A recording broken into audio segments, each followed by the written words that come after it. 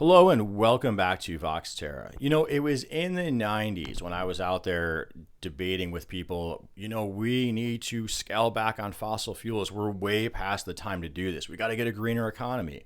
This was when the Kyoto Climate Accord was being negotiated, like in the late 90s through the mid to late 90s, in that time period. And I remember my fellow Americans saying things to me like, we got competition from India and China. We can't just lay down and play dead here. So that was the excuse to keep burning fossil fuels, not transition towards a less toxic, greener economy. But then, really interestingly, because I talked to everybody, when I would meet graduate students or other people from India and China, I would often hear them say, and out of fairness, I didn't hear them say what I'm going to tell you they're saying any longer, but they did at that time period. Something like, telling us to limit our greenhouse gas emissions, that's a Western plot to hold our countries down.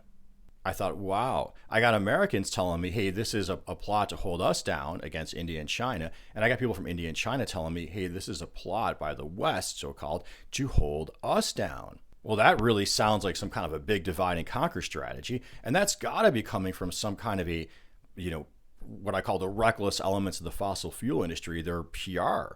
But it was not until really recently that I finally got corroboration for that, for my hunch. I was listening to Living on Earth.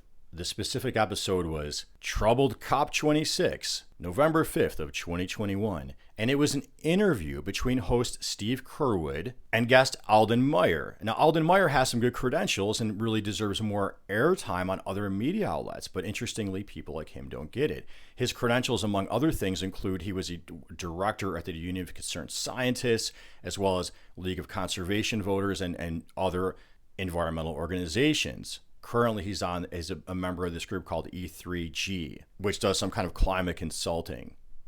Now, in the interview, he just sort of nonchalantly, as if everybody knows this stuff, and I'll tell you everybody doesn't, was discussing the fossil fuel industry's efforts to undermine over time various climate change agreements or treaties. The first one he mentioned was Rio, where he said, that was in 1992, I believe, where he said that they worked with Kuwait and Saudi Arabia to block any binding agreements.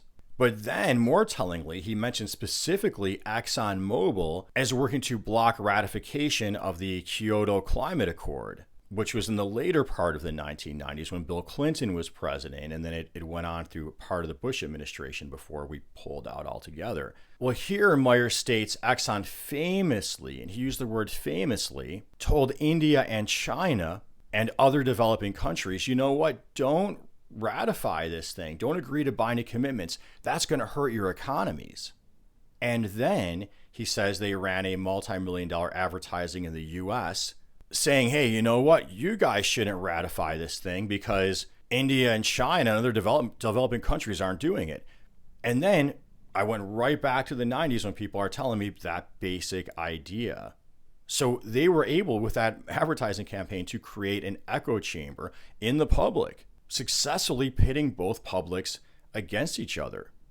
Now, he said famously, and I didn't find this too famous at all, so I worked really hard to corroborate it, and I found another corroboration to Scientific American, this time a 2015 article titled, Exxon Knew About Climate Change Almost 40 Years Ago. A new investigation shows the oil company understood the science before it became a public issue and spent millions to promote misinformation. And here in that article, they discuss how Exxon funded this organization called the Global Climate Coalition, which has since been disbanded. And that organization worked to undermine the credibility of scientific concern over climate change. I guess it's like not that big of a deal is how I'm reading it. And according to Scientific American, it also helped to undermine the U.S.'s support for the Kyoto Climate Accord.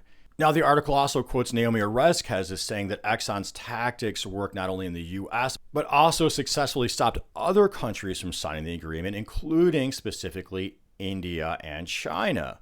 Now, regarding the $13 million advertising campaign in the U.S., so here I found citation to that also in Peace Unearthed, their article, Inside Exxon's Playbook, How America's Biggest Oil Company Continues to Oppose Action on Climate Change. And that was a 2021 article. And that article was primarily about how Exxon has currently or more recently been lobbying the Biden administration and others to weaken aspects of the Build Back Better plan related to climate change. But the article cited some history of Exxon, and again, they mentioned that funding of that global climate coalition, which in turn spent millions to undermine binding agreements in the Kyoto Accord, in the 1997 Kyoto Accord, and they specifically mentioned a $13 million advertising campaign in the U.S.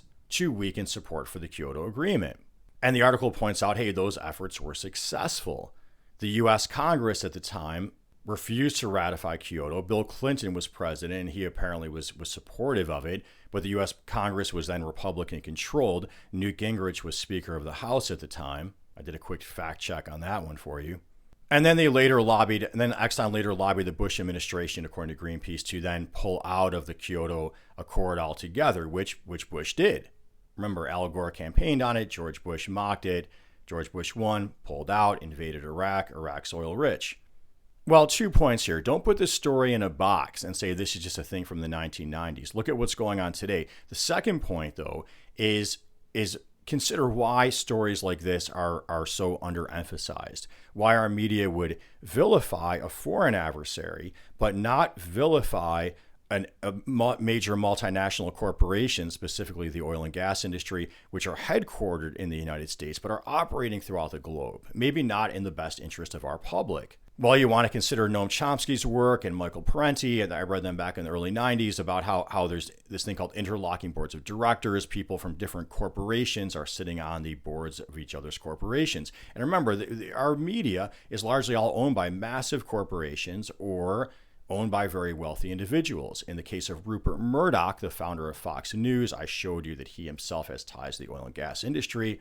Now, I listen to NPR a lot, and I've often lamented how they seem to sort of back burner climate coverage, don't tie back the extreme weather to climate coverage, really follow the rest of the media and just demonizing China currently, or whoever the foreign adversary is of the time. It was Iraq back in the old time, now China, going along with the one-sided narratives the rest of the media is doing. And sure enough, when I was looking at an article by NPR to also corroborate this story, where they were discussing Exxon's roles in funding climate denial and blocking international agreements, they had at the end of that article, disclosure, NPR gets funding from ExxonMobil. So you got all that. You got even the public radio and public television.